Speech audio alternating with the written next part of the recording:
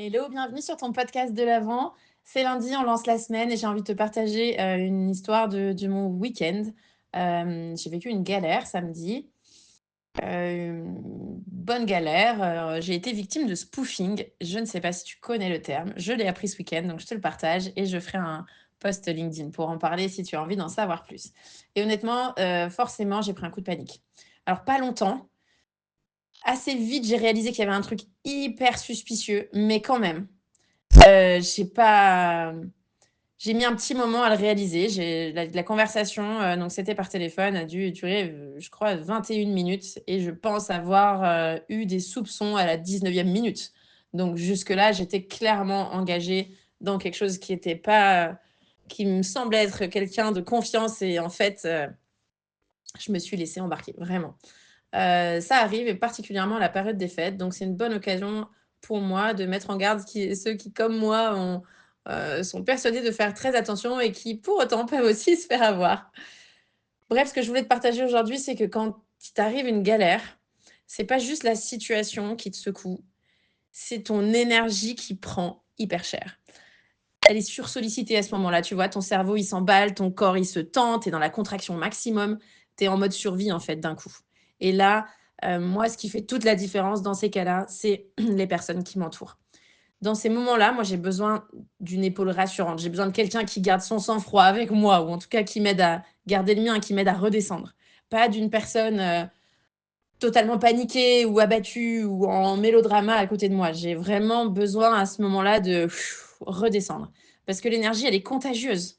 La panique aussi et le calme encore plus.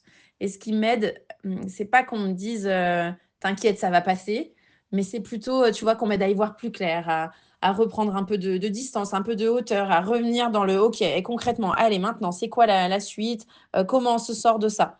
Et dans cette histoire, voilà, j'ai aussi réalisé, que l'entourage proche compte énormément, bien sûr, le soutien et je te parle de ça pour cette galère-là du week-end, mais en fait, elle marche pour tout. Parce qu'il y a pas que l'entourage proche donc qui compte, mais il y a aussi les structures de confiance. Les personnes dont tu sais t'entourer au-delà de, ton entourage, proche.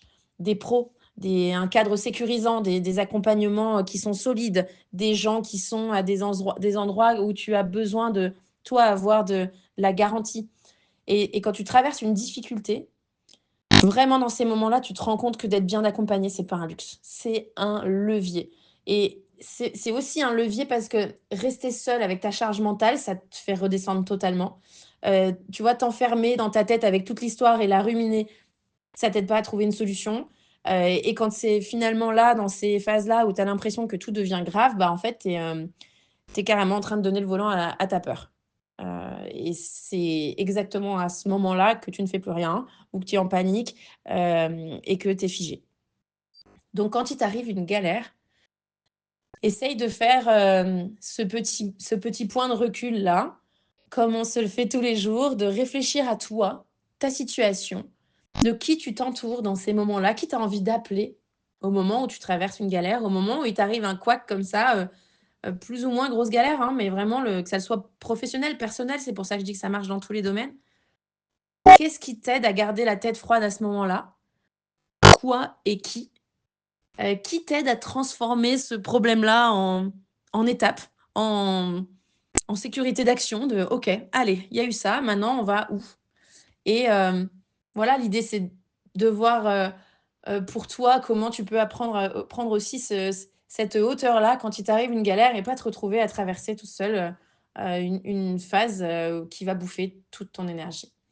Est-ce que tu as conscience que bien choisir ton entourage, ça va vraiment soutenir cette énergie et que ça soutient aussi ton projet pro, ton entreprise, ta famille, ta tout en fait, ça marche pour tout et on se cont je pense qu'on construit rien de durable, en étant contracté, en étant en tension et pour moi, l'entourage, quand il est, soigneusement choisi et on a cette chance-là avec la maturité au fur et à mesure des années, quand on en prend conscience, on choisit de mieux en mieux les gens qui nous entourent. On trie de plus en plus les gens, qui nous sont plus néfastes, plus toxiques, qui viennent nous bouffer notre énergie ou qui nous apportent plus rien malheureusement. C'est aussi, l'histoire de la vie, c'est comme ça.